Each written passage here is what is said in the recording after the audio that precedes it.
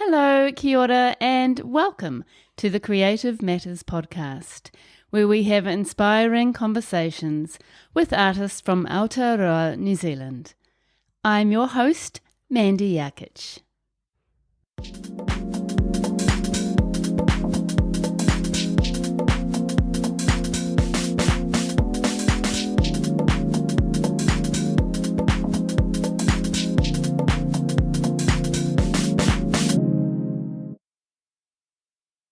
Hi, and thank you so much for being here with me today. This week I'm speaking with Clint Christian, also known as Clint C or C Seed.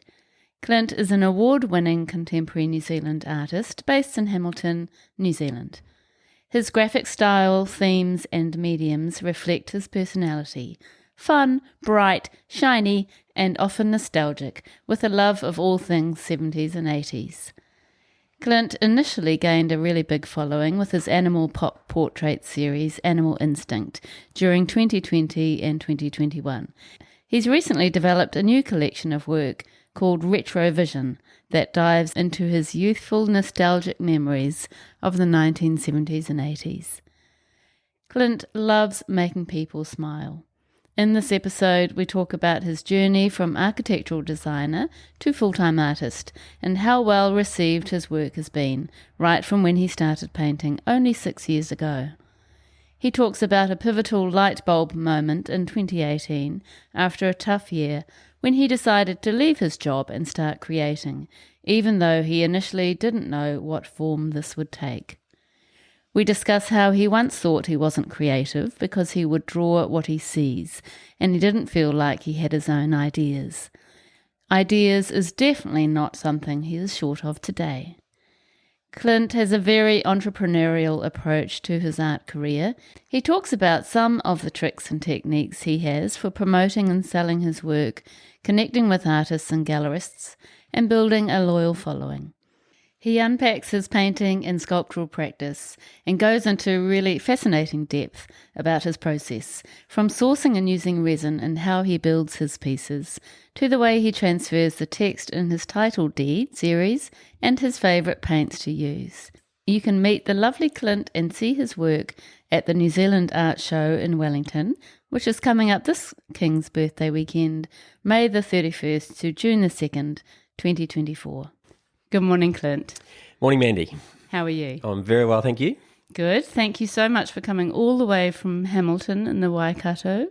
And you've driven in one hit from Hamilton to studio in Muriwai. No, it's great to be here. Thank you. And welcome to the podcast. So you brought some beautiful works of yours, which is amazing. We've got some really cool photos. I'd like to keep all of them, actually. They look so good in my studio. Which is actually really nice to have a few works that we can look at and talk about. So thank you.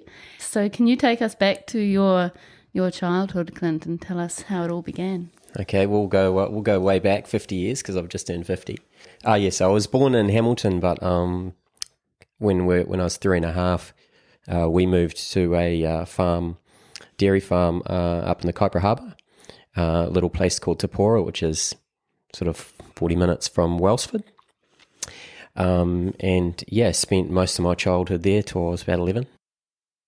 Being raised out in the middle of nowhere was actually pretty cool. I look back now and think pretty lucky to be one of those free-range kids back then in the sort of 70s and 80s to, we just went on our bikes and rode around and disappeared into the back of the farm and all that kind of stuff. It was pretty good. Yeah, such a good life, isn't it? When you were little, what were you like creatively? I don't actually, I can't quite remember how creative I would have been, but I mean, obviously I just, loved making things out of Lego and doing all those things that little kids do. And I think the school that I was at was so small that we definitely did a bit of painting and had fun creating things. Probably wasn't something I was consciously aware of that it was something that I would continue to do as I grow up. But I will tell you one interesting thing about my childhood was my father, who was a dairy farmer, he started making wooden toys. So he made some for us, and then he made some for friends, and before we knew it, he was going all around the country to the big craft shows with these wooden toys and making toys for play centres throughout New Zealand. So it ended up being full-time making wooden toys. Wow. Which kind of I look at now of some of my work that I'm doing at the moment, and in a way I feel like I'm making wooden toys. Yeah, well, a version of. And it's also, I guess, that must have had some influence on you, the fact that he had one job and then decided to, change career and do something creative, which is what you've done. Yeah, and so a bigger influence on me than I think I realised until just, the last couple of years. And I look back and I hear Dad sometimes say to people, oh, he doesn't get any art from me. And then I say to him, well, to be honest, I probably get a lot of creativity, a lot of, being an entrepreneur and just doing things different and doing things myself. I would be 100% from him when I was a kid. Yeah, which is a wonderful thing to pass on to your child. Yeah, 100%. So I think he's rather proud of that now, especially when I keep reminding him. And through high school, were you starting to show your talent? So we shifted back to Hamilton when I was 11. I think intermediate. We did some drawing, painting things in class, and I seemed to be quite good technically at getting things correct. And then high school, it's probably fourth form, which is what, year 10? Year 10 now.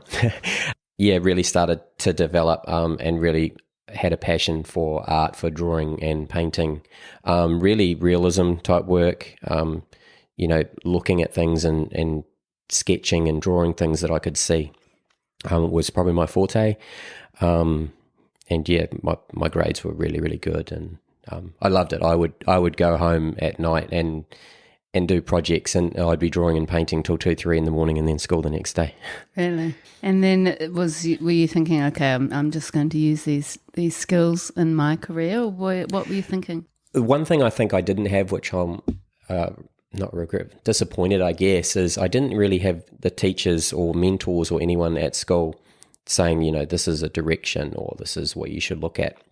So I was fairly good academically, tech, drawing, sport, sort of a bit of an all-rounder. So I was a little bit unsure of what where I would go for work, and I didn't really see art as a career because I had no one sort of pushing me in that direction. I think I really should have. I think school certificate art, I got 95%, and same with sixth form. Yeah, but I wanted to get a house and get a job and all that kind of stuff. I met my wonderful wife, Trina, who we've just been married 30 years now. Congratulations. Thank you. And I met her when we were in year 11 or fifth form, and so we've been together since then. So my priorities was really to get a job and buy a house and get the white picket fence and all that kind of thing. So I did leave. I did do 1 year after. I went right to seventh form at school, and then I did 1 year. I did a certificate of visual arts at Wintec, and that was because that was my thing that I loved the most. But I still was a bit lost on where I should go after that. So then I left and got a job and went landscaping and stuff. So I guess the main thing I think with my art was, and it's a big thing, you'll find this interesting, was I actually didn't believe I had any creativity at all. So I thought that I was a copier. I could draw what I could see and I could paint what I could see. But I didn't feel like I was creative enough to go anywhere else with that. So I think I even did a little bit of work experience or a day for a graphic designer, and they gave me a little job to do, sort of like a little ad type thing or something. And I remember sitting there that day and I was stuffed for the whole day. I just couldn't think of anything. And I think that was probably a bit of a kick in the guts. You can't be in this art world. You've got no ideas. That's so interesting, isn't it? Yeah. And now you've got like so many ideas, you don't know what to do with them. Yeah. I often think about humans. I think we think too much. Yeah. But we're here to create. That's what we kind of do. So I kind of see it as like a bit of a superpower that you got to tap into, and once you get it going, you can do whatever you want. It's there, isn't it? It just needs to be activated. Yeah. And that, I think, is also a sign of youth. You know, when you're young, I don't know, I don't think I was thinking that creatively or taking risks or anything like that when I was younger. It's sort of almost like you need some time on earth, some more time, to start responding to things and getting new ideas. Yeah, 100%. You know, when you're 18, 19 years old, you just want to get a car and get some money and have fun. And also you're very much aware of pleasing people at that age. Like, what do they want me to do? Like, what are they wanting me to come up with, rather than thinking just really in your own head? Yeah, 100%. Yeah, that's the great thing about aging. So where to from there? So I went landscaping and tree felling to get a job and get some money. Then I went on the tools for a bit, just like a builder's labourer, sort of helping out, hammerhand, I think we called it back then, building new residential houses, and quite enjoyed that. Like, I'm very hands-on.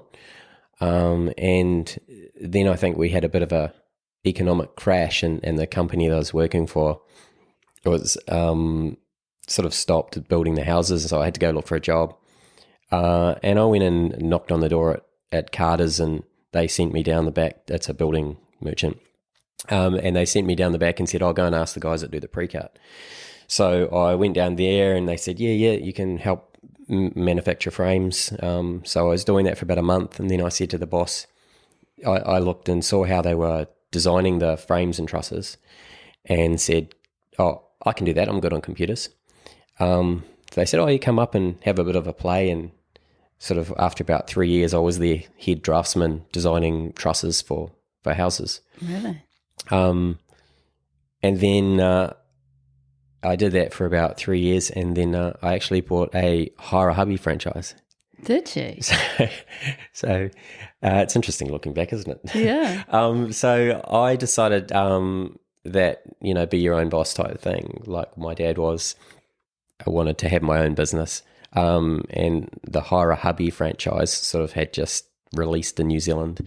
And I bought one of those and gave that a crack. And for the next 3 years, I was a combination of landscaping, building, gardening, wallpaper hanging, painting, the whole lot. Which now, when you look back, is, I guess a lot of those skills you use now in your work. Yeah. Like you were saying about, when you're young and you come out of school and you're not sure where to go, and then you get these life experiences. So everything I've done throughout my life is now in my art.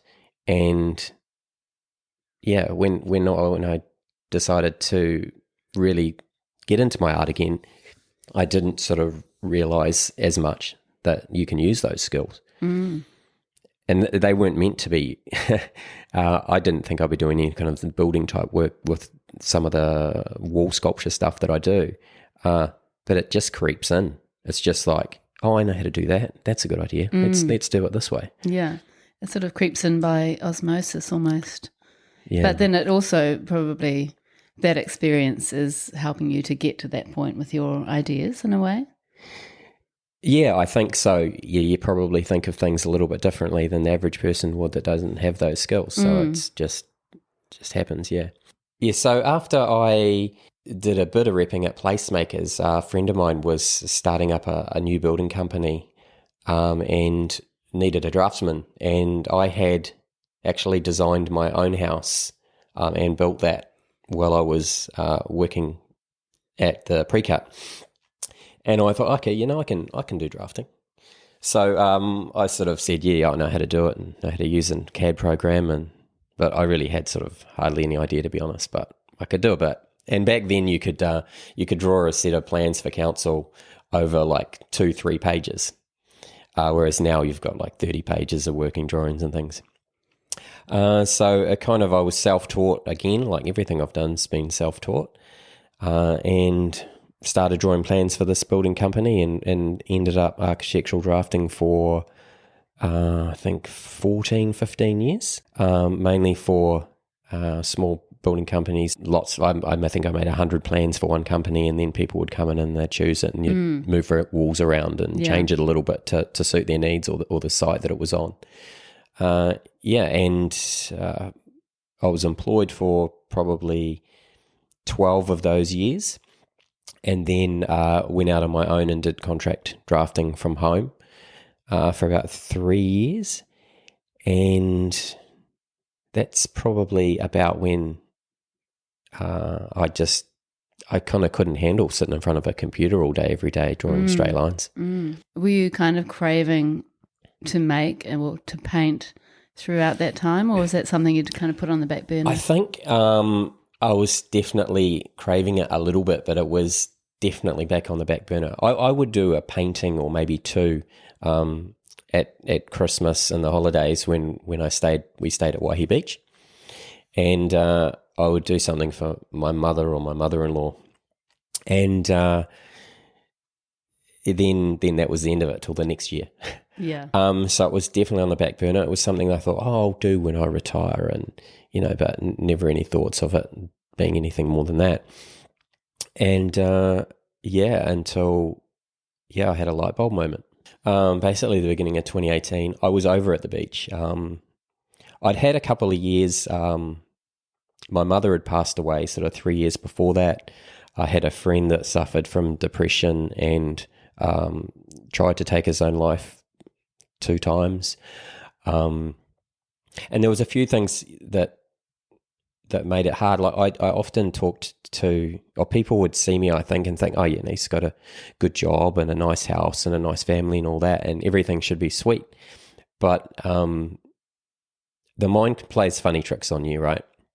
And I had probably 2017, I had, working from home by yourself, sitting there drawing these straight lines, working with councils, and can be a bit stressful. I definitely had an amount of depression setting in that I didn't realize at the time, and just really felt lost. A strange one. Just didn't have a purpose, I felt. And that was in your 40s? Yeah, basically 44 sort of thing. Yeah. Which can happen, I think, for some people at that kind of age, where you start reassessing what you're doing. Yeah, midlife crisis. Yeah. I was at the beach this morning, beginning of 2018, and I woke up, it was like 3 o'clock in the morning or something, and I couldn't stop thinking about what am I doing? Why am I just drawing straight lines on a computer every day? And it just really sort of clicked. I had all these experiences creating things, and I decided that that's what I actually was. That's what I wanted to do. I wanted to create, even the drafting, I guess, designing new houses, that's creative as well. But it was quite probably too structured for me. And I just felt I needed to create. And I lay there for like 5 hours thinking of, what could I do? What could I make? Could I paint? Do I make furniture with building skills? And I'm going to do something this year. It's just going to create. And I said to my wife when I got up, I said, can I just quit my job and just create stuff? And I mean, at the time, she had a really good job that was quite well paying. So it was the perfect time to actually have a break, time out, and sort of reassess and, just give stuff a go. And I sent a message out on Facebook telling all my friends, I said, I'm going to create this year. That's all. I don't know what it's going to be yet. I don't know if I'm going to paint, if I'm going to build. I'm just going to create stuff and see what happens. Wow. And that is a great way to keep you accountable. Yeah. So I thought, okay, if I don't, then I'm going to look like a dick. So, So yeah, I just started painting. And a couple of friends said, "Oh, that's pretty cool. Can I buy that?" And then it just kept going. So I said to Trina, "Can I have 6 months, and I'll just make heaps of stuff and see if I can figure out what I want to do and how it works." And that turned into a year, because the first 6 months, most of the time I spent was building a studio. Because, if you're going to be an artist and make stuff, you've got to have a bit of a studio. Absolutely. So I built this big shed and turned it into a studio. But it took a while, because I did it with a friend and we did it all ourselves. So when I was working in my custom-built studio and deciding, I'm an artist and I need to create work and see what happens, I did go around a few galleries in the Waikato and saw some works that I found interesting, and asked the gallery, who's this artist and where are they from? And there's a couple of local artists in the Waikato, Julie Wyman and Lindy Wilson. They supply sort of a lot of galleries around the Waikato region, and some in Auckland as well. And I decided I would track them down, and messaged Lindy, and she happened to be just in Ngarawahia, which is just down the road from where I live, and said, "Can I come and have a coffee and talk about what it's like to be an artist?" And they'd both been doing it for probably about 10 years, and I figured, well, they'll tell me what's going on. And I remember Lindy saying to me, I went round to her house, and she was like, "Why do you want to be an artist?" And I sort of explained, well, I feel it's just who I am. I'm a creative and I just need to make stuff. And she said, "Oh, get ready for the roller coaster." And I remember the time thinking, I don't know what the hell she means. But it's definitely a journey that is up and down and all over the place. So I understand now what that roller coaster means with, you sell something and you have that big high, or you make something that you think's really awesome in yourself, and you get that big high. Then you go through trying to experiment with stuff and you make a whole lot of rubbish work and you think, "Oh, what am I even doing? I'm no good at this." That imposter syndrome, and most artists have talked about. I've heard them on a lot of your podcasts talk about the same kind of emotions that you have, and it is that journey of up and down.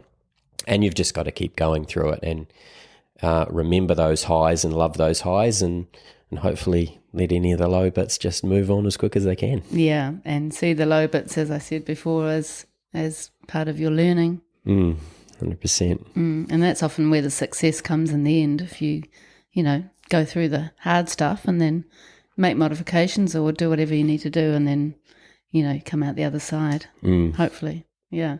Well, that's a really nice story to share, and that's such a great idea to go and pick some artists' brains. Yeah, so I'm continuously doing that on my journey. I'm inspired a lot by other artists, and not necessarily by their work, but by their attitude or their, what they're actually doing.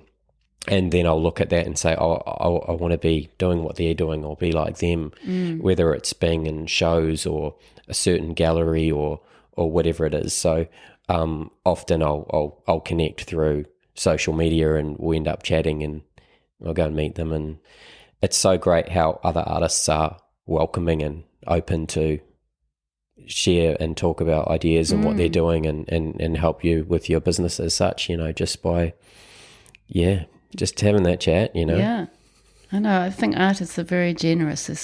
It must be one of the best communities out there, Yeah, I think we're all in the same boat. We've all got these creative ideas of our own, and it's, if you can still be unique to your own ideas but help each other in the community, it's really cool. And you get that a lot with the shows.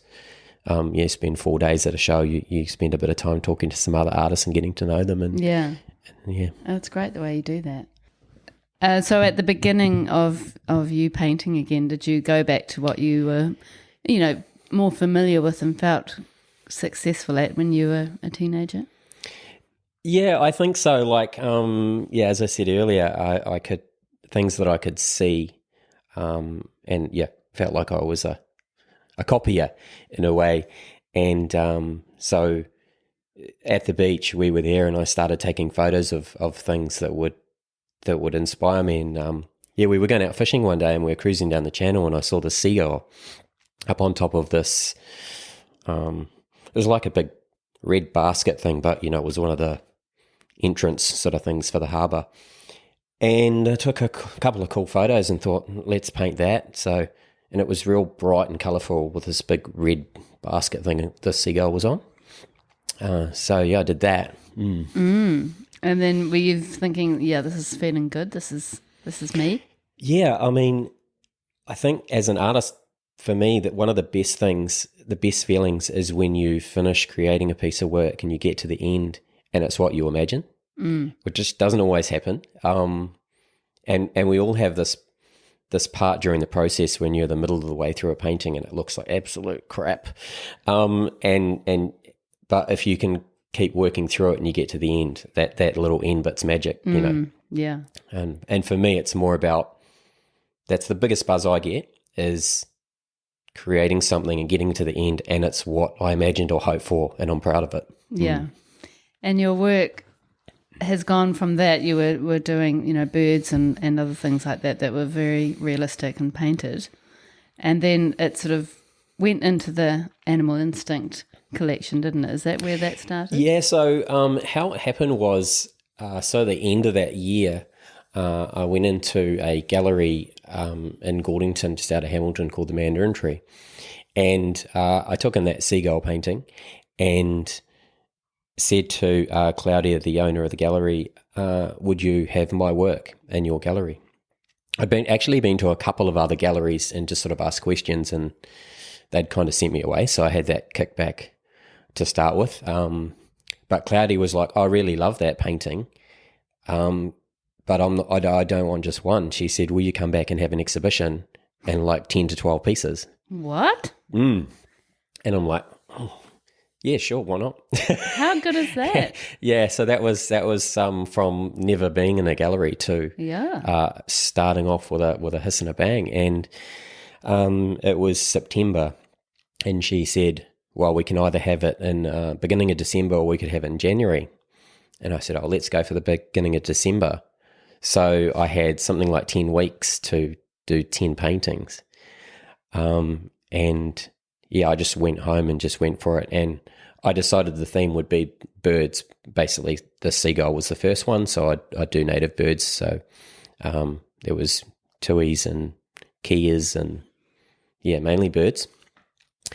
And they were doing different things, like they were either on a post, or I did another seagull painting. He was drinking a milkshake, basically. Had the big, longest drink in town sort of milkshake thing on a bench. And which is interesting with that nostalgic side of things that you've kind of come back to and developed. Yeah, actually, if you think about it, that's probably my first nostalgic piece. So that's pretty cool. I didn't even think about that. Yeah.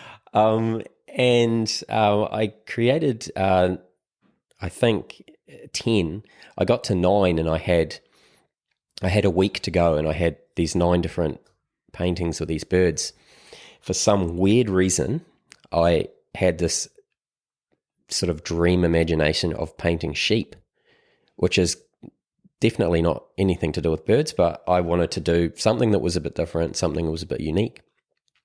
So I started painting. I've got this picture here of these sheep, right? So it's just a flock of sheep looking front on, sort of like a whole lot of portraits of them. And I had used a bit of a different style, that I had created another piece that was a bit nostalgic, that I was just painting with I think it had a caravan and stuff in it. And I tried to stylize it a little bit, and the painting was rubbish. It was terrible. But right within that painting, there was this one piece of magic with blending some colors together, and I really loved it. And I think that's probably why I wanted to do something a bit different, that had this sort of almost out of focus, or sort of style built within it.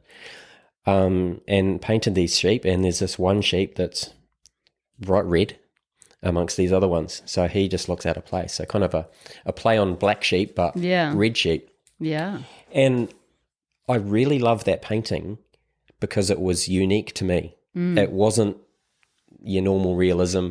It had style in it. It was a strange sort of a weird idea. And that red sheep, I think, really resonated with me, that was me trying to be unique. So, and, black sheep makes you look bad, but red sheep is like this out there, look at me sheep, you know. So within myself, I just wanted to be unique. Yeah. So that is brilliant. And so the freakiest thing about the whole thing was, so they were advertising the show about 2 weeks out and posting up some of the paintings that were going to be in it. And they had some people ringing up saying, can we purchase them now? And they were like, no, you have to wait till the show and you come in on the opening day on the Saturday. So that was pretty cool. But on the Friday night, we were hanging on the wall, and all the paintings were laid out on the wall, on the floor, ready to go up. And it was like 5 o'clock on a Friday night. And this guy walks into the gallery, and he's like, I was driving past and I had to turn around and come back because I saw this painting of these sheep. And I was cool, and I showed him, and he goes, I really love it. It's really quite different and unique. Can I buy it? And I was like, yeah, sure. But can it stay on the wall? We'll put a red dot on it, and, it's not really meant to be to tomorrow, but if you want to buy it now, you can buy it now.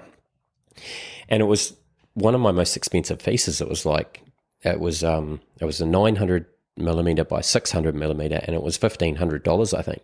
And for me, that was just like kind of crazy because I had no idea what art was worth, and I just really listened to the gallery owner to price the work. And he paid for it there and then, and went away. And I said, has that happened before? And the gallery owner's like, no, that hasn't happened before. So it was just that. Wow. And that was even more special, that was real, something different and unique that I'd created that someone fell in love with straight away. Yeah, so, it was resonating with other people. Yeah, which would have been incredible for you. Yeah, and he every now and then he messages me on Instagram and says, I've still got your red sheep. Really? Oh, that's incredible. What a lovely story. Yeah, it's probably going to be one of my favourite pieces ever, I think. Yeah. Really. Yeah. Well, that was probably quite a sort of pivotal moment in your career. 100%, and I think that's where, so basically from there on in, I actually started painting some sheep and cows and changing style to be quite very kind of pop arty and colourful and unique as well. And that started selling well. People were messaging me when I'd posted on Instagram straight away, and it was just fun because it was just different. And I wonder if that's connected to your rural upbringing. Yeah. So again, life experiences. Yeah. And it's only sometimes when you look back at your life, you think, oh, God, that is actually quite linked or connected. Yeah, sort of, without really subconsciously almost, Yeah. And those, they're really beautiful, that collection. They, you've kind of, you put colours that you wouldn't expect, obviously. So the colour is really abstracting the animal, but then the animal shape is still, realistic. So you're sort of taking it to another place, which is very unexpected, but so sort of visually appealing. How did you work with those ones, and how did you create those different shapes to build the work?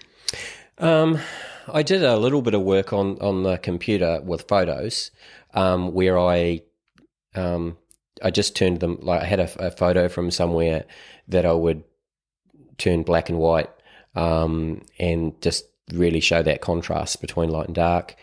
And then from there it was just basically turning those contrasting shades and things into shapes, and then really using those primary colours as light and darks, but I really did focus on what parts of the painting where the colours would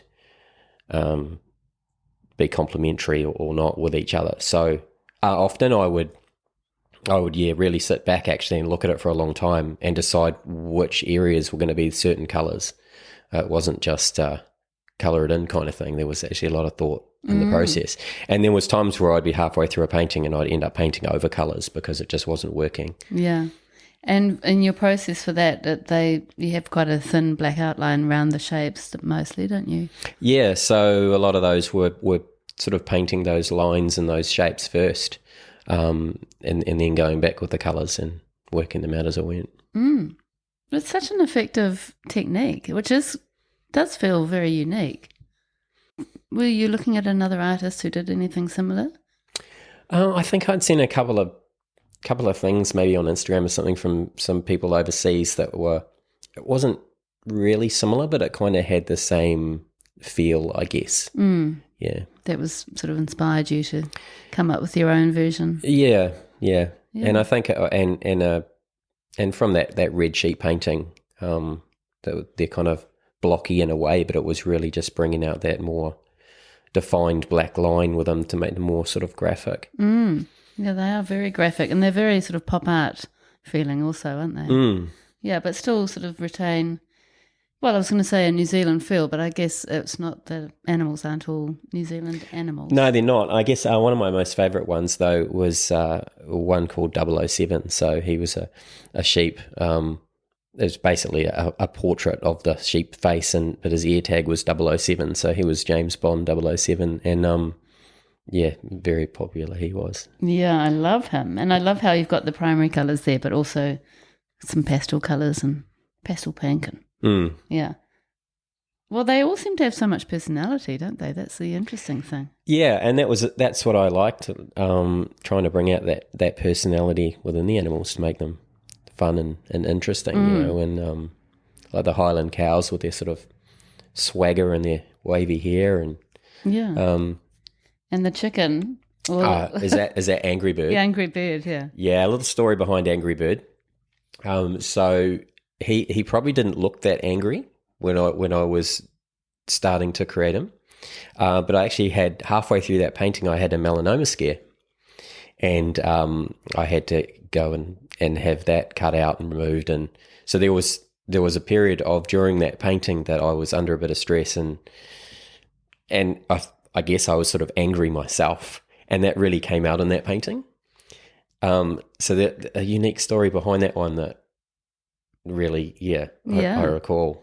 Yeah. I think how he felt, how he looks, that personality, I think was actually my personality at the time.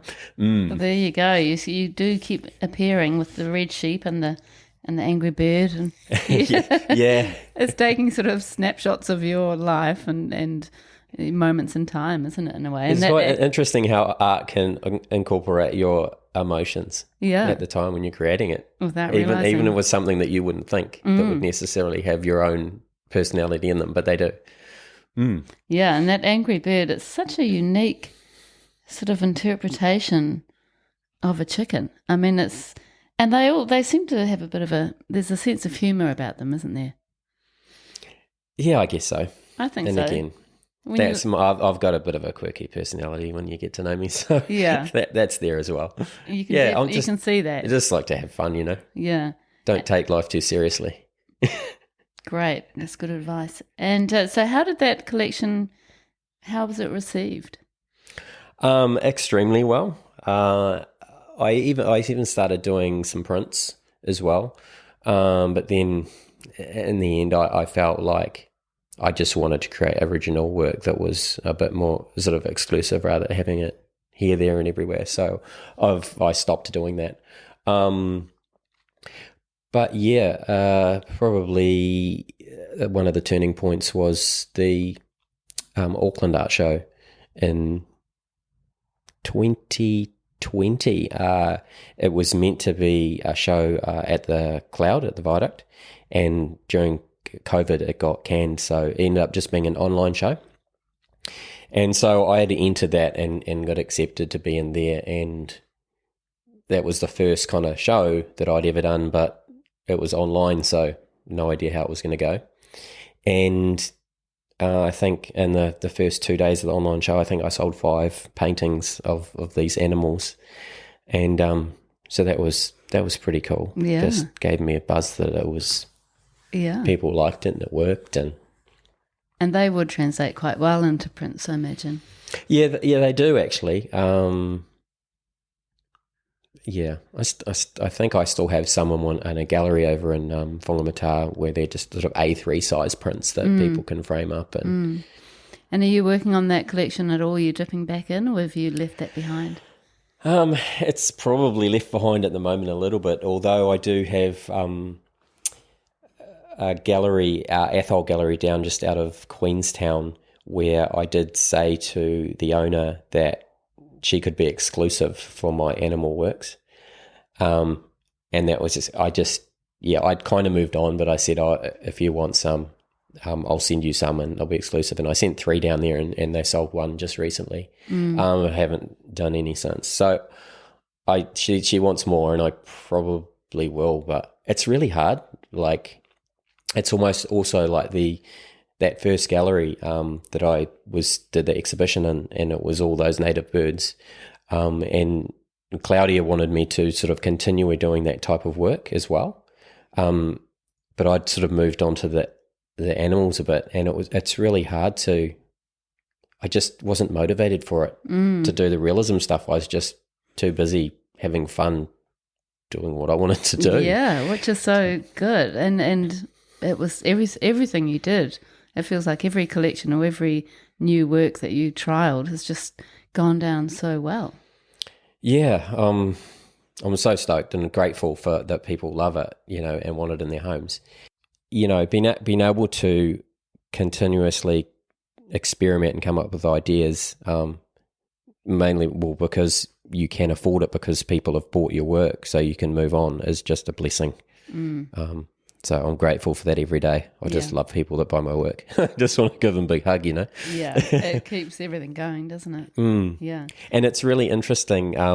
I bounce off ideas off Trina, my wife, and often she'll go, "Oh yeah, I don't know about that," kind of thing. And then it goes well, and she's okay, you know what you're doing. But I still do like her to keep me grounded and say that's a bit strange. Not that you necessarily listen. I probably don't listen because I often think if it's strange and unique, well, then it's different. So yeah.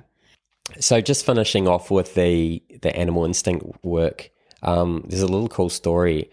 I went to a night class in Hamilton, run by Creative Waikato, and it was called Flow, and it was really sort of about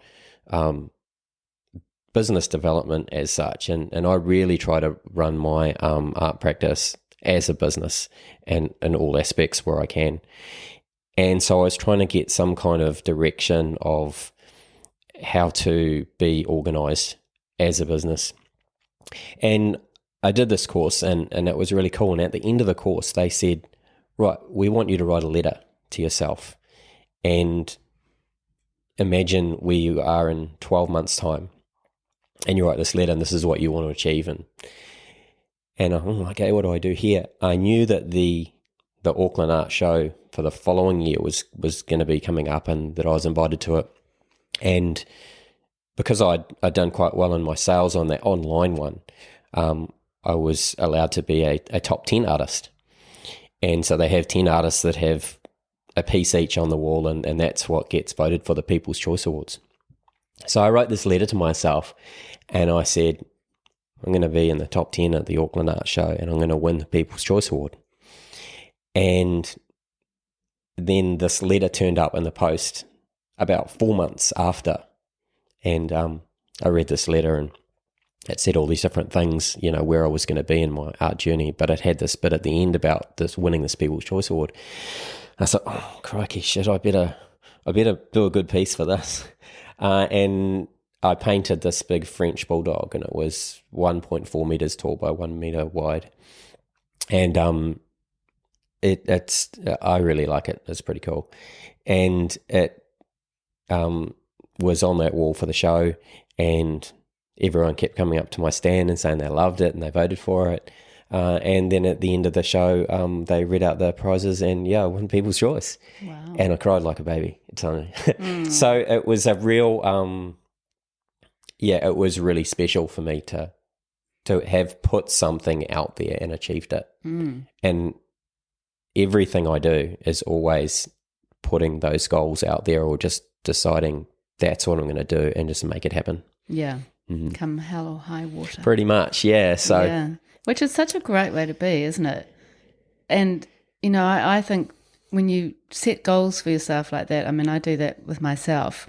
If I set a goal, I am absolutely going to see that through, because I don't think it's really about other people and what they think of me. It's more just, for me, I need to really honour the goal that I've created, like with the podcast, which was such a sort of crazy thing to do 3 years ago, you know, with no experience in this kind of thing. Yeah. But just thinking I'm going to do it. And same with my business, actually, Creative Matters. You know, 9 years ago, I really believed in what I was doing, but I knew I'd set that goal that I would do it for at least 10 years, or potentially sell it in 10 years' time. And you know, even through the hard times, I just thought I have to be here for at least 10 years. You know, I'm going to get through that difficult 5 years of the business and reap the rewards of becoming more established. And yeah, having those goals for yourself and having that really strict sort of approach to seeing it all through can get you a long way, I think. Yeah. And I think you just you set that goal, and then you just take those little baby steps day by day just to keep plodding along, and then you get there before you know it. You know, some people put out this goal, this big goal, and they think they need to get there tomorrow. Well, you don't. Doesn't matter how long it takes. You just keep plodding along and you get there. Yeah. And just valuing the journey, even though that word is slightly overused, but valuing the journey, even the difficult stuff. Yep. It happens for sure. Yeah. So what happened after your animal work? How long did you actually continue with that, and how did you get into the retro works? It was actually at that show where that dog painting was in that top 10. I also had about 4 or 5 pieces that were more nostalgic. At that show, in the Auckland Art Show in 2020, I had some new work that I'd put in there that was kind of retro. And I think what it stemmed back to, it sort of started with that TV test signal, you know, that TV pattern. And I'd seen that, you know, on the TV when I was a kid, and there was no TV anymore. And I just it was all about primary colours, right? And the test pattern. And I did a bit of research on it. So often when I'm doing something, I like to little research and get a bit of history. And it turned out that the colour broadcast in New Zealand came into effect on the 31st of October 1973, which was 3 days before I was born. Really? And when I found that out, I was like, well, I've got to do something with that now. Like, obviously I was born to paint colour, and create things with colour. And this is the prime example. So almost a symbol of who I am. And I just kind of wanted to incorporate it a little bit from now and then. So I've made quite a few and sold quite a few of those test patterns. And they're all different. Every one I do, there's a unique pattern within them. And they've got unique wording. And if you've seen them, they say things like, back in my day, there was no Wi-Fi signal, and there was no Netflix, and all that kind of stuff. So a combination of now and then. And it's interesting when my kids were coming home with some of their friends, and they'd go, oh, wow, that's really cool. What is it? Yeah. They'd have no idea. No idea. And then you'd be at an art show, and you'd have a piece up there, and you'd have people come from all around the world going, oh, did they have this in New Zealand? It's like, they had it everywhere, you know. But yeah, so a real symbol of my childhood in the 70s and 80s. Yeah. And from that, it was just like, well, what other things can I do that take me back to my childhood? Because yeah, I'm still a kid, really, you know, just an old kid. Yeah. And so I started creating things that look like they're made out of giant Lego blocks and Rubik's cubes and stuff, that just toys and nostalgic fun. Yeah. And were you thinking this could be like a big long-term collection, or were you just kind of experimenting at that stage? I think just experimenting, it's just about me, nostalgia, emotion, and fun and colour. And I didn't really see it anywhere out there. And then for people to buy it just meant, cool, I can do more. Yeah. And then to have them so well received must have been huge, and sort of real impetus on what you were doing. Yeah, I think so. It's just it's kind of like a little bit of a dream, really, and just I'm just doing what I love to do, and have fun and use colour, and at a show or something when I've got a wall that's all this colour and this fun stuff, and seeing people walk up and smiling and enjoying it, whether they buy it or not, I just like seeing people smile and be happy. Yeah. And so that's that emotion of that. And that's what I think art's about, no matter what you do, whether it's realism, whether it's landscape, whether it's abstract, it's about emotion, right? So, my art's very pop art, quite different to a lot, but it definitely has that emotion within it that I like to be fun. So. Yeah. And also it's, people are able to connect to it in their own ways and get nostalgic themselves, which might be a different way to the way you're thinking, which is a nice thing as well, isn't it? Yeah. And they're just so visually striking and, an amazing piece of work for your home. I mean, not that we think about that too much as an artist, but, bottom line is that they are very aesthetically pleasing, and you can just see them in sort of really industrial environments or, brand new apartments. They're really gorgeous. Yeah, and I think that's where they work best, really, is those nice, we've got lots of these new houses have all these white walls. So you throw on a real bit of fun, nostalgic colour and it just works perfectly. Yeah. And that really prompts conversation, I imagine. Yeah, especially those title deed cards, that are those old Yes. kind of looking like Monopoly cards. But Yeah. So obviously a play on games, board games, being Monopoly when I was a kid, and so each one is unique, and I like the things about if a player owns this site, and I have this built-in little part of me that wants to be a writer. So one day I'll write a book, I think. But at this stage, I can just come up with these interesting little sayings to do with a suburb or a street or a town, and so just really having fun with them. So next week, I'm off to the New Zealand Art Show in Wellington, and so I'm creating 12 to go down there. And one that I brought up today to show you is called the Cake Tin. And a lot of us know that I think it's Sky Stadium or Spark Stadium now, whatever it is. But everyone knew it as the Cake Tin when it was built. And so it's got, rent, site only, an empty tin. And then it's got rent, one seat, $50, instead of a house. And it goes through and rent with a corporate box. Choice as, you'd be lucky if you get a corporate box, obviously. If a player owns any site in this area, they know a hurricane is a good thing unless you are from out of town. And if you smell smoke, it might just be because the Phoenix are on fire again. So it's just, and mortgage. Forget the mortgage. Cookie Monster wants to know where all the cookies are. So it's just having a bit of fun and playing with words for that particular thing. And I get quite a few people actually getting commissions of their town or street, and they can have a bit of input if they want, or sometimes they just give me a couple of key points and say, can you come up with something a bit funny? And so they're super popular and super fun. Yeah, they're brilliant. It's such a unique idea to take those cards from the Monopoly game and kind of customise them to parts of New Zealand. And you can just see that, I think it's a little bit like, do you remember those tea towels where they had names like Piha, Muriwai, Bethels, or Tehinga, or whatever suburbs from an area? And they were really quite popular. That was ages ago. And it's a bit the same in that people are connecting with a place that's special to them and then sort of exploring all the writing that's in there. and really connecting, I imagine. Yeah. And so they usually just sell out really quick when I do a show because people do connect them, or they like that that's their suburb.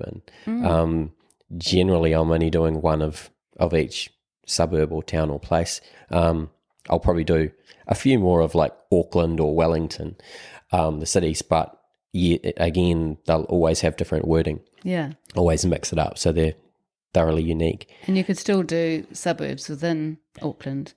Yeah, I have done quite a few Yeah. suburbs within Auckland. Like the West Coast beaches would be good. Yeah. Miruai. You can make me a miruai. I might have to make you one. I might have to order that. Oh, they're so effective. So I'm dying to find out how you actually make these things. I know there's some other artworks that we can talk about within that collection. But for these ones, the title deed cards, which are about, 500 by... They're 600 by 400. Yeah. And they are on a MDF panel, which is all sealed.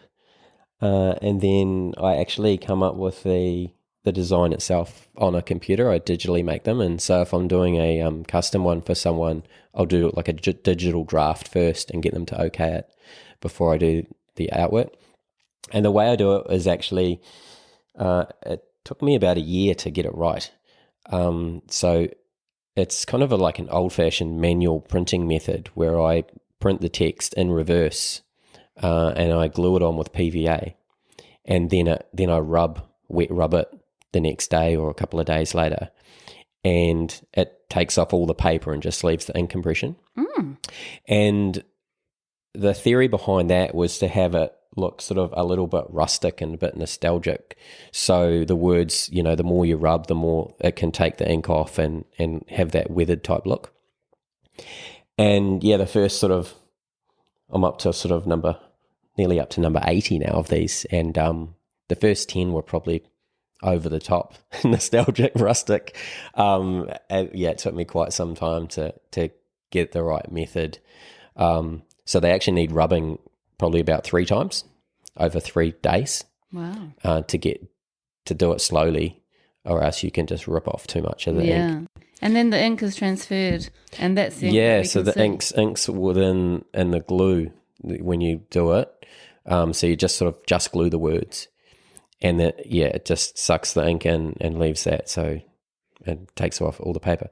And then it has an epoxy resin finish over the top to give it that sort of glass-like effect, which most of my work is resin now. It just takes colours to another level and just gives it that beautiful shine. Yeah. And then the colour part of the title deed card, is that, how do you do that? That's hand-painted, yeah. Around the lettering? Around the lettering, yeah. Wow, you're so precise. Sometimes I paint the lettering as well. So the Miramar one that you're looking at is painted over top of the text. That's sort of the imprint. So it's I have to wear glasses now so that I can see it properly. I can imagine. Magnify it up and sit there with a little number 1 brush and get it really right. Yeah, so. It is quite small font. And I'm glad I wore my glasses today so I can actually see it from here. What paint are you actually using? What kind of paint? I use golden for my black because it's just the best. And then often for my colours I actually use resin. So it's all acrylic? All acrylic, yeah. Yeah. And is there a certain type of resin that can go onto acrylic? Are there different types that can count? There's different brands out there. So yeah, I actually, when I first started decide I was going to do resin, I used I think I just used like a Norski resin that I got from Bunnings, and it was not even for artwork. And I remember doing this resin job and it smelt horrendous, and I didn't get it right. And I thought, God, how do people use this resin stuff? How do they get this beautiful glass effect? So I ditched that for a little while, and then I contacted another artist, as I do, Jessie Christensen. She's an artist down in Christchurch, and she makes amazing abstract sort of paws, and then she does a resin finish over the top. And I can't remember. who she told me to use, but she definitely gave me a lot of advice on how to use resin that gave me the confidence to give it another go. And then I found a company in Australia called Just Resin, and they specialize in art resin, and they have different types for moldings or castings or over artwork.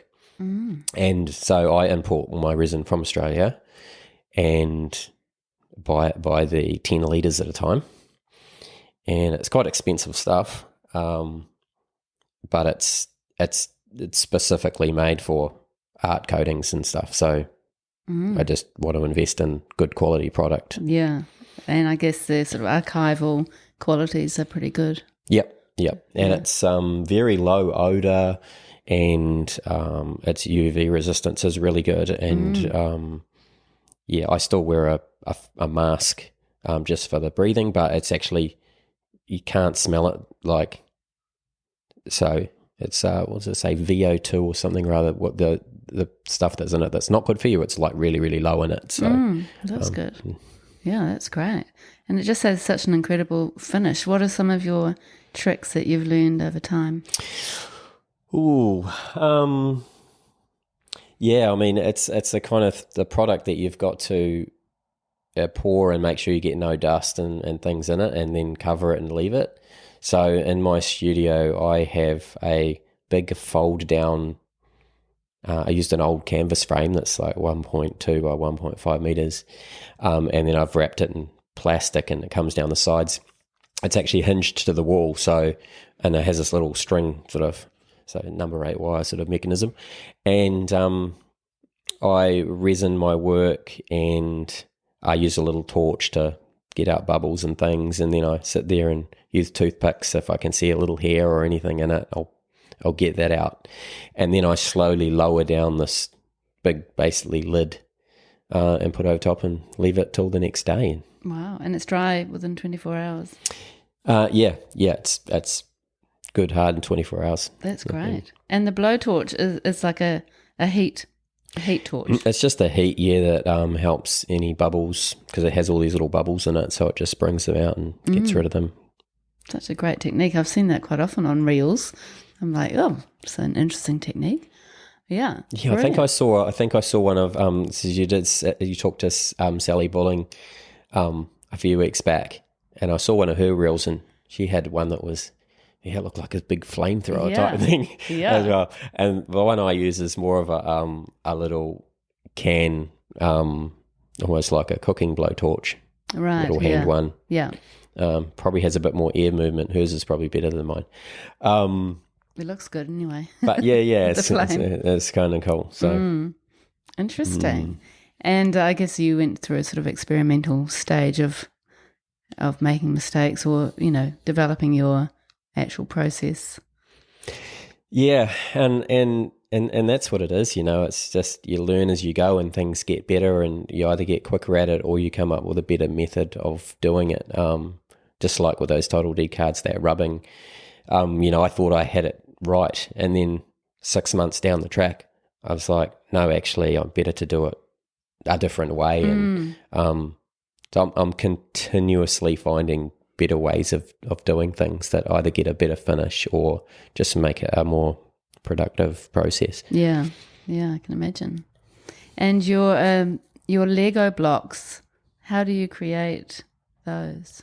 So at the start they were all 100% cut individual pieces, even down to the circle rounds were on my drop saw of a big long piece of dowel, and chop slowly, and then sand. And but I've found more recently that I've been able to source some rounds that are already cut out of MDF, and they're nice and smooth, and they give a better finish. So but everything's still cut individually as pieces and glued together, and then undercoated and primed, and then painted in their colours, and then put together like a Lego puzzle, and then resined over the top. So it's still a very hands-on process. Yeah.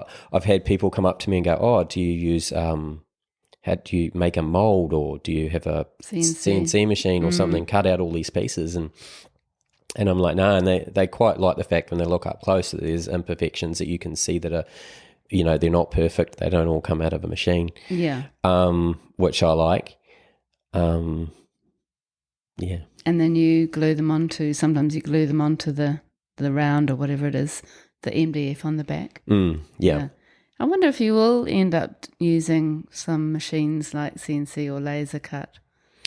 Yeah, I mean, I have just started to a little bit. If you've seen the cassette tapes, the giant cassette tapes that I'm making, and they were very manual with a jigsaw and cutting them out. But I'm getting some of those shapes cut with a CNC just to get a nice, better finish. But then they're still all shapes that are put together and built as such. So it is quite important for you to put your hand into as much as possible. Yeah, I'll never create anything that just comes out of a 3D printer or anything like that. Yeah, I like the hands-on approach. Which is kind of your roots in a way. Yeah. Back to helping Dad in the factory as a kid. Which is so cool. It's lovely. And the licorice all sorts and the other sort of fun lollies and the other games. Space Invaders. So they're quite a new thing. And they're looking like they're made out of Lego blocks, and everything I create is larger than life, I guess you'd call it. So it's like these small things that we had when we were a kid, and now there's some big version of it that you can put on the wall, giant Rubik's cubes and stuff.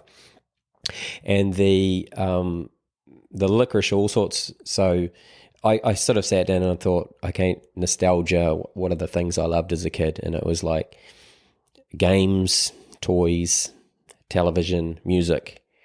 So and lollies, obviously. So I really do love Simon Lewis Ward's makes his Eskimo men. They're not called that anymore now. They're Candymen, aren't they? Candymen and jet planes and that, and I really love that. And but I was actually made a painting that was more geometric shapes and things, and within it was kind of these cubes. And I remember looking at it thinking, they kind of look like licorice all sorts, these cubes. And that took me on this journey to make these licorice all sorts. And so now it started with paintings. They were quite sort of semi-illusional type works. And then often, it's a funny one actually, I have this desire within me to be more loose and go abstract and go crazy, and then for some reason I end up simplifying things and having straight perfect lines. And so I think, again, this is my background and my history into what I know. And trying to make things how they look. Yeah.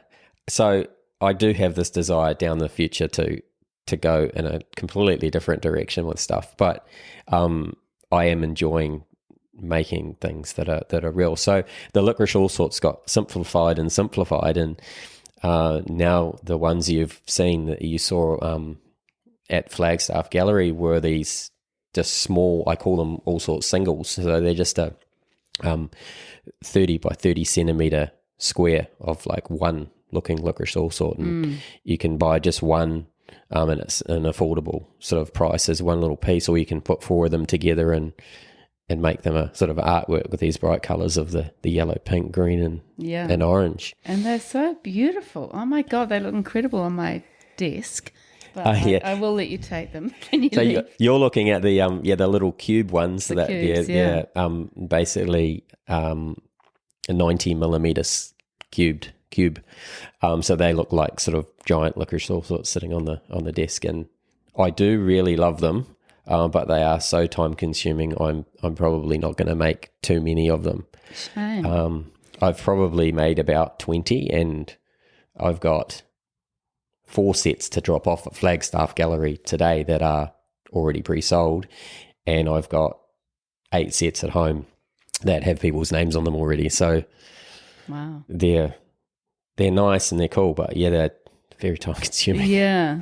It's an interesting one, isn't it? Balancing the sort of time you spend and the price you can charge. Yeah. I want to make them affordable, and I don't want them to be silly out of price. So, but then they do take quite a bit of work to create. But they're they're very sculptural. Obviously, a lot of your work is kind of almost a mixture between painting and sculpture. I love the idea of people playing with those sculptures and stacking them, or putting them how they want to. And I think they'd work really well as like a public sculpture, a really massive version. Have you ever thought of that? Do you know something? No? Okay.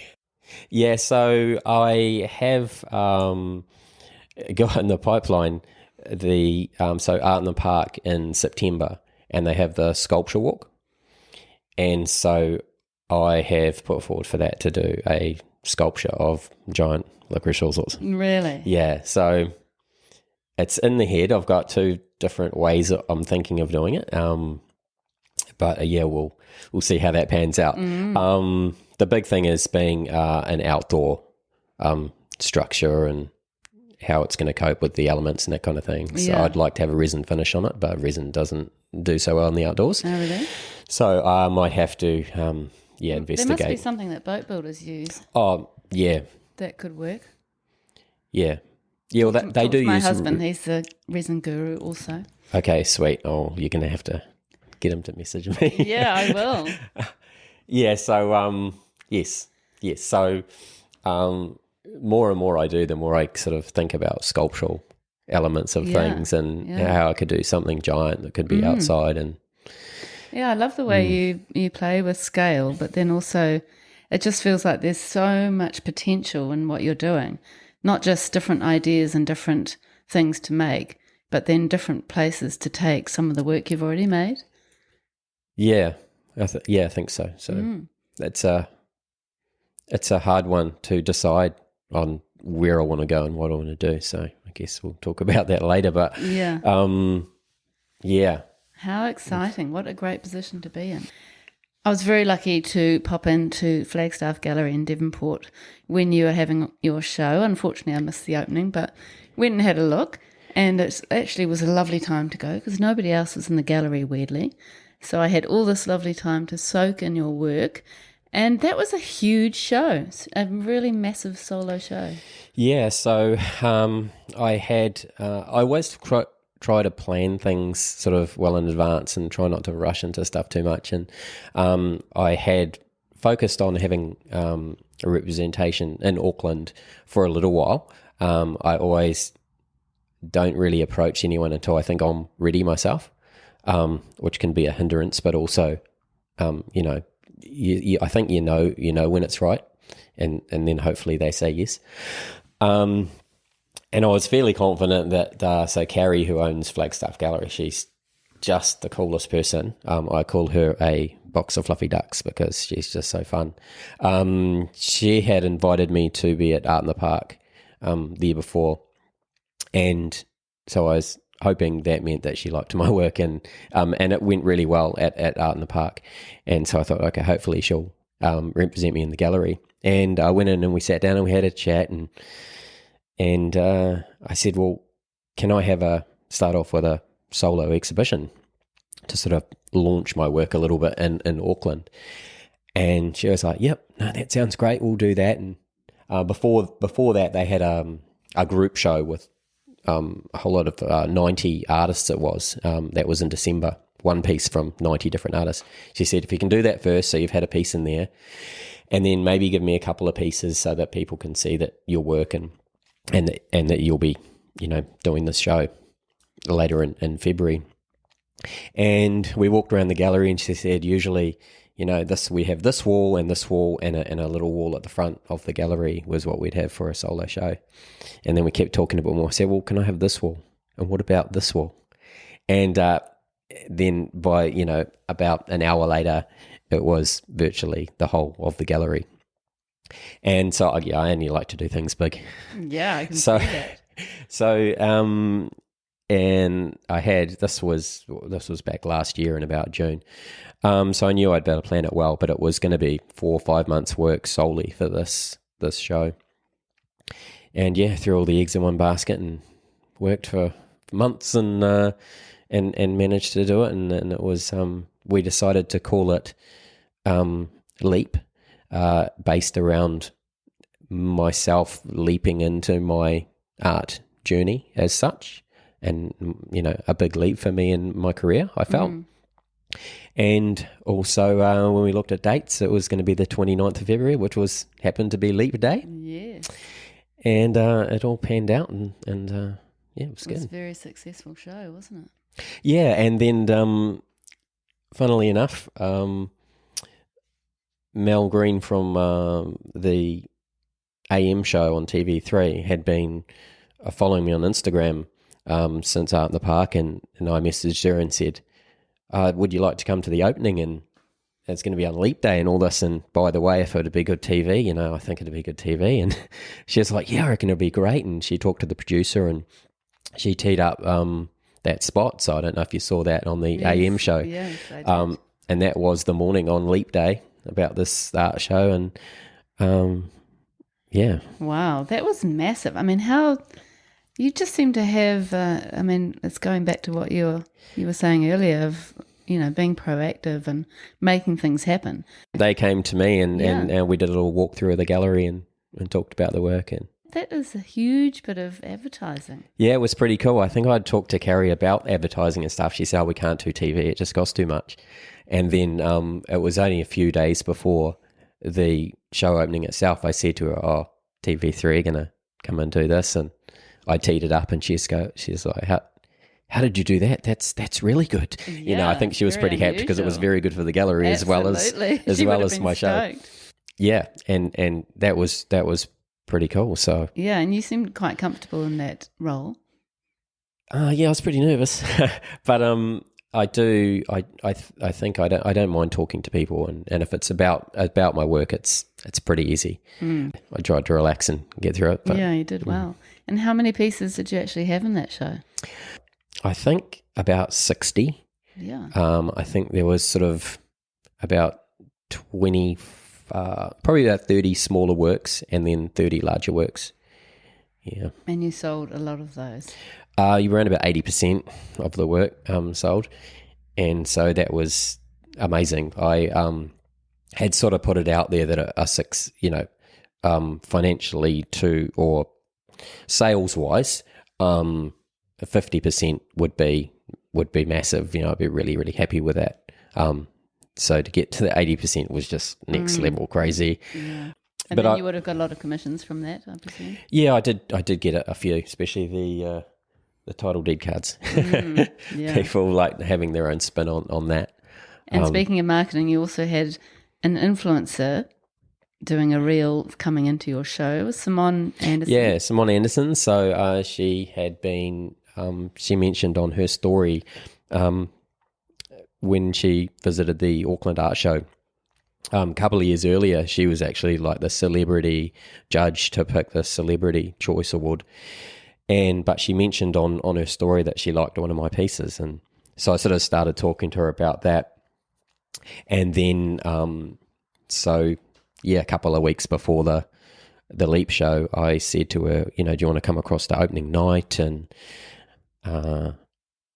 she ended up, she couldn't come to opening night, but she said, I'll come on the Saturday and have a look. And she said, I'll do some videoing anyway and promote a little bit for you. And then we got talking and they ended up purchasing a commission as well. So that was cool. And then, we just talked about, I'll come and install it for you if you show me installing it and that kind of stuff as well. And she's like, yeah. And it went in her dining room, like a feature point of her dining room. She's got nearly 400,000 followers now on Instagram. And when she posted the walkthrough that she did, the reel, my Instagram kind of went off overnight quite a bit. It was just going ding, ding, ding, ding with all these new followers and stuff. So that was really good. That's great. It's such a good way to get a new audience. Yeah. So, I've got a lot more over that month period of doing that. I got a lot more and I actually got some sales out of it as well. Some direct commissions and stuff. So it was And I love the way she talked about that work that each of the sweets represented the 4 people in her family, and that Yeah. was quite neat to kind of connect in that way. I think it really would have connected even more so with her audience. Yeah, I think so. And a lot of people said that they liked the story behind the work. And that wasn't actually, that was my idea. I sort of said to her, we're having these 4 sweets, and two of them are straight, 2 of them are wiggles. And I said, how about your family? Are 2 of you kind of straight up and down, 2 of you out there? And she goes, yeah. And she talked about the family and who was who. And I said, oh, well, that's pretty cool. Then we'll call it the Fantastic Four, being brilliant. their family, and each one would represent them as a person, and she loved that. But you're very smart in that way, that you sort of, it's like you capture potential moments, or I do think about things a lot and what they might mean and what they might represent, and that's quite important, I think, within any works. Yeah. It does seem like you're a very astute businessman and entrepreneur, which is not the case for every artist. Why do you think that you are really interested in the business side and developing that as much as the art making? I think I've always had that sort of entrepreneur type outlook on whatever I've done. I've have been self-employed as well, and you have to look at it like a business if you want it to be sustainable. And the more sustainable it can be, the more you can create and grow new work. So constantly I'm thinking of a year ahead and what I could be doing to keep the momentum, to keep it fresh for me, to be interesting. And some people don't want to be on Instagram making reels and that kind of thing, showing your process. You are very generous with that, and it is really interesting to watch what you're actually doing and creating, and it helps the audience to connect.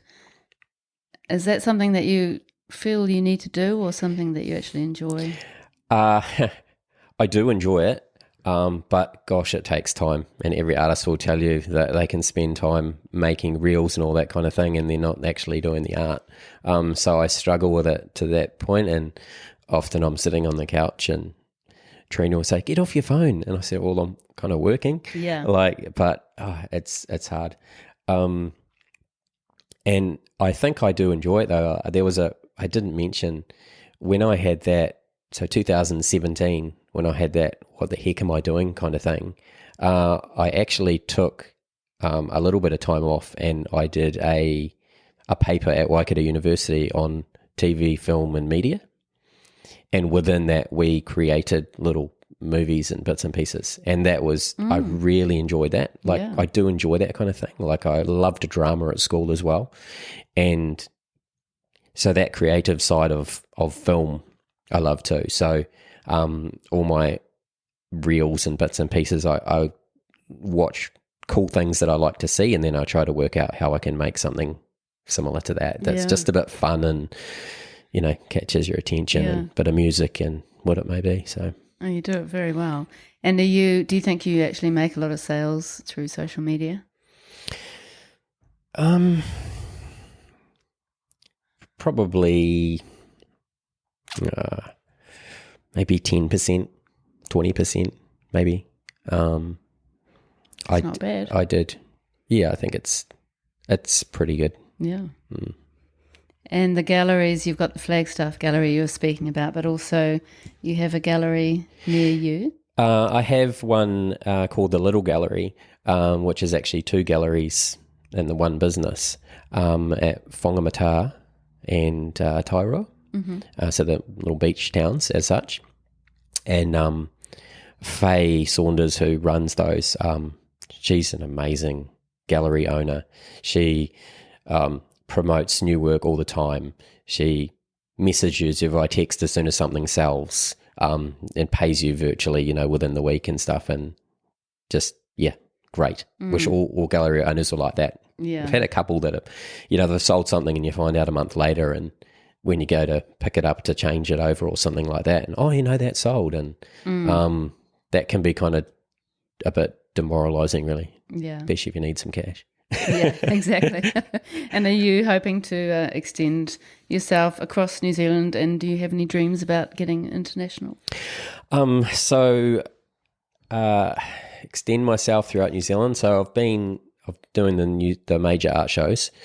So the New Zealand Art Show in Wellington, which is next week, and I'll be doing Art in the Park again in Auckland in September. Work's been selling so well, it's been really hard to keep up. So I'd like to be in some more galleries, but then also I don't want to let them down that, sorry, I can't give you anything. Yeah. Which is kind of happening a bit. I think I will, but it's just how things pan out and how it works there. So. Yeah, I mean, it's not like you're having any difficulty selling either, through social media or yourself or your galleries at the moment. So it's almost like you're not really needing another gallery. Yeah, I remember talking to an artist early on who sort of did bigger works, and she told me that you should only really have sort of 3 main galleries anyway. And at the time I kind of thought, oh, but wouldn't you want to be sort of have more than that? And it really depends on, I guess, how exclusive you want to be and what you want to create and sort of where I want to go. I think I actually want to get bigger with my work and do, I've got lots of ideas. So I don't think I want to be here, there, and everywhere. I just want to be able to do what I do it well, and have a good, business relationship with whoever I'm working with. Yeah, and I can see why you don't want to get into prints or anything like that, because you really don't need to. Like you don't really have time to, I guess. Well, I guess you would have time, but you don't. You can actually just work on people buying originals. Yeah, and that's I think I feel more fulfilled as an artist just making originals as well. And also some of your pieces are so sculptural, they wouldn't really translate. Yeah, a lot of the work I'm doing now just wouldn't translate as well. And then overseas, so I guess Australia is probably the next step to be close. And I'm actually, I didn't tell you this, but I'm flying over to Sydney tomorrow morning.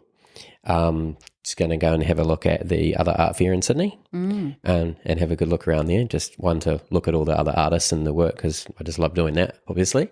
And also with in mind of talking to them and seeing what it's like as an art fair, whether I would maybe look at going to do that next year. That'd be great. And would you like to be represented by an Australian gallery, do you think? Yeah, that too. So while I'm over there, I'm going to hopefully have a quick look around at a couple just to see, what could be good. And knowing you'll make that happen. Eventually, when I'm ready. So tomorrow's, I'm flying out in the morning and then I'm flying back tomorrow night. Wow. You're all over the place. So that sounds crazy. One day. Muriwai one day, Sydney the next. So I'm going to be tired. And where do you think this work is going to go? I mean, can you see yourself staying within this sort of nostalgic idea for some time? It feels like you already have a never-ending supply of ideas in your head, but also there's just so much potential where you can take it. What are you thinking? Yeah, I think so. I think I've found that that's me. It's like the nostalgic thing. It's just about drawing things that I love that are fun. And so I can't see me going away from that now. Like you say, there's so many ideas and different things that I can use within that. I would like to get back into painting and painting on a large scale. So that's a direction that I will take at some stage, but I'm not sure when. I've got quite a few ideas and the sculptural side of it as well. So, yeah. Wow. And then all the sort of public potential, sculpture shows like Sculpture on Shore, or I can imagine your work being there as well, potentially. But you basically need about 10 of you. Yeah. Do you know how to clone? No. It would be nice. But just enjoy it. And it is a great position to be in, really. Yeah, like I say, I'm really grateful for people that enjoy my work and purchase it, so that I can continue to grow and develop, and I can only see myself as an artist now forever. Like most artists, actually, it took a while to say I'm an artist, and people people say, what kind of art do you do? And, for a little while you feel real nervous about that, and it's weird, but now 100%, that's who I am and what I do, and I just want to go for it, enjoy it. So great. Such a great story. Okay, question time. Okay. Are you ready? I think so. Let's go. Okay. What would you say to your younger artistic self? I think that's probably quite an easy one because, like I said earlier, I thought I wasn't creative. So I would just say, just make stuff. And I think that's the biggest thing for any artist is the more you make, the more that little piece of magic or idea might pop up. So just keep making. It's like that. What is it? When you do something, you've got to do 10,000 hours to become an expert at it, or be good at it. And I think that's what it is. Just everybody's creative. Everybody has, we're humans. Like we think too much, and we evolve with ideas. That's what we do as humans. So everyone's got some kind of creative ability in there somewhere, and it's just getting it out. And what do you find is the most challenging aspect of being an artist?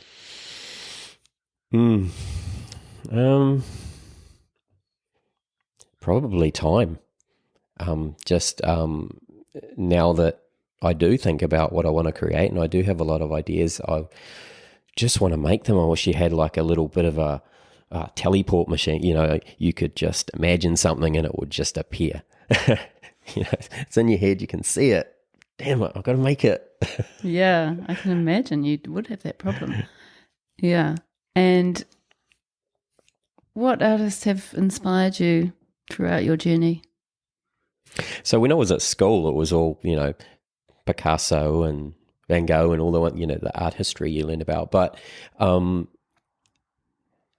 do love Mondrian. I just love the simplicity and the boldness of the colours, and I think that comes through in my work to some extent. And if you've seen some of the pieces, I actually do Mondrian style cassette tape and a Lego piece in that. And I love, if it was New Zealand artist, Ian Scott. The simplicity of the weave designs. And then I'm inspired a lot by a lot I see on social media. People say don't look at social media all the time, but I often just look at it for things that I like, images that I like that someone's created, and I think, wow, how did they come up with that idea, and it's something different or unique, and I feel like that's what we need, and that's what interests me is something weird. Like, you've got to be a bit weird, right, to be an artist, I think. And if you can do something that's different, that's that inspires me. And also just what other artists are doing on their journey as well. So even not necessarily the work, but how they run their business as such. I love Johnny Romeo? No. Pop artist in Australia.